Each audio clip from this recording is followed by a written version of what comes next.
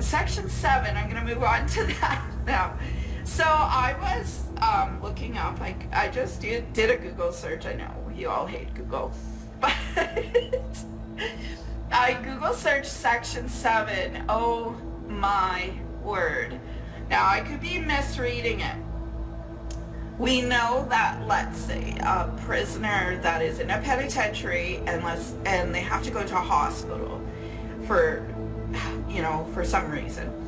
So there is this Section 7 that can designate now that hospital as a penitentiary to serve as, a prison for this prisoner while he's there. That seems logistically very correct way to deal with things. But when I was reading the wording in this, it didn't specify that it's just in the case of a prisoner. All it said in the Section 7, and I'll pull it up here, you can see it on the Government of Canada website, that it's stating that the province Attorney General, along with the federal government, can designate any location as a penitentiary. So your kids are at school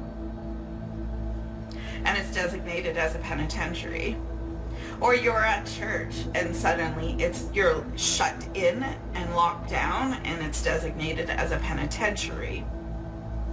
You're in a big stadium or an arena watching a hockey or football game and suddenly it's locked down by authorities and designated as a penitentiary.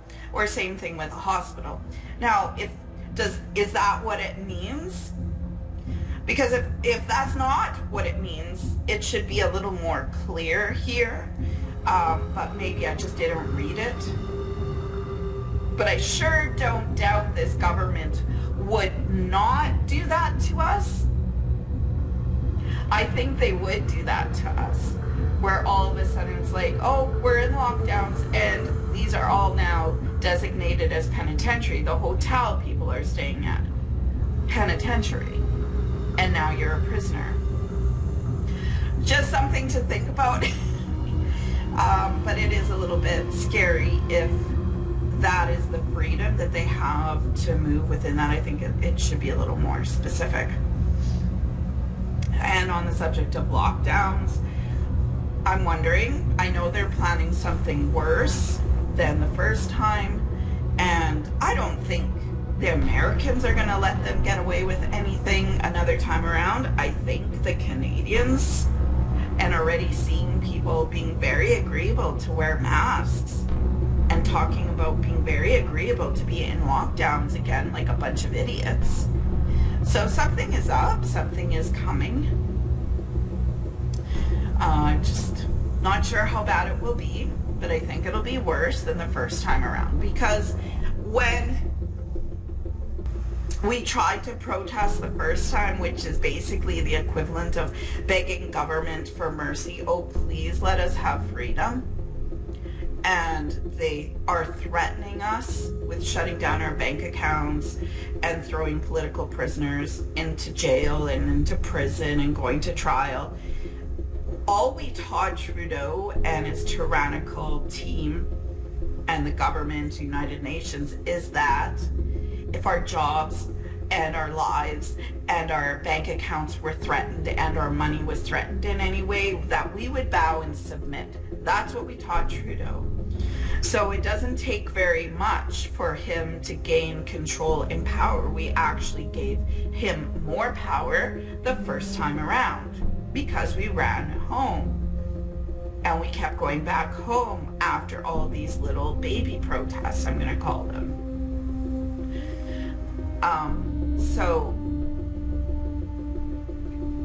freedom is never won without any sort of sacrifice. And it's got to be a huge sacrifice.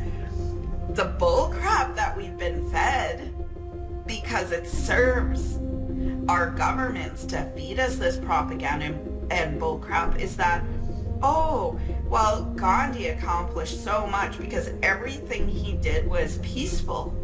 No, it wasn't. He believed in war to achieve things you needed to achieve as a country, as a nation, or as a group of countries. You can research it and find out that that was true. Gandhi's followers got so fed up in India that they started, I would say, probably a mini civil war. It's hard to find many details on what exactly occurred, but it occurred as violence because nothing was getting done, and they were fed up with Gandhi's method of just not doing anything. And Gandhi engaged in civil disobedience. You look at the truckers' convoy, that was all civil obedience. They kept trying to appease the government and say, okay, we'll do this protest this way, we'll be nice, we'll be, sing Kumbaya and have bouncy castles. Whereas Gandhi engaged in civil disobedience. They disobeyed their government's rules and regulations and probably even laws. Look it up. And this is where people on Twitter X app were arguing with me. They said, no, everything was peaceful that he did. They arrested 200,000, I believe it was 200,000 of his followers. Maybe it was 20,000. I'd have to look. Don't quote me on that, okay? But it was a lot of his followers and his fellow protesters. And some of the people they arrested died in prison. Gandhi was thrown in prison. They upset their government enough that they were thrown in prison, and they were willing to be thrown in prison. So at some point, someone's going to have to hold our governments accountable. They're just doing whatever they want, and it's getting worse and worse and worse. And there's going to be more and more political prisoners. And it's not looking good because no one's holding them accountable. I think that's all I have to talk about, except for please eat red meat. I'm doing an experiment. I'm going to be eating tons more red meat.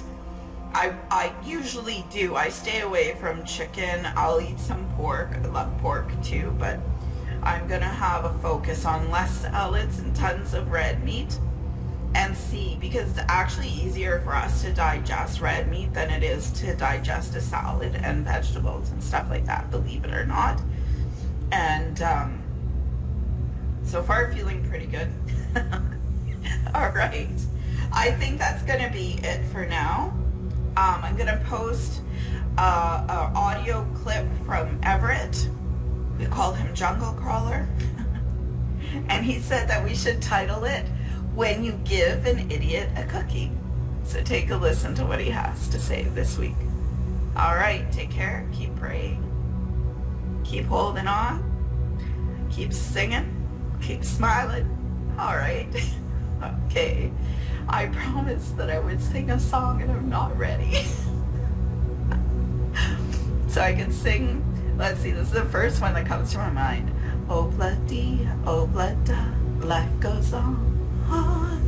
La la la la, life goes on. Okay? It will. But do the right thing. Take care. Why are people allowing pastors and peaceful people to be arrested by idiot cops who have been given orders by some other idiot who is allowed to give those orders by another idiot who is hiring all these idiots? And why aren't these idiots strung up on the side of the road with their heads on a pike? When is enough enough? When do you start holding people accountable? Or do you just allow it to go on forever? Because let's put it bluntly, peacefulness is not getting you anywhere. Sooner or later you have to stand up and do something.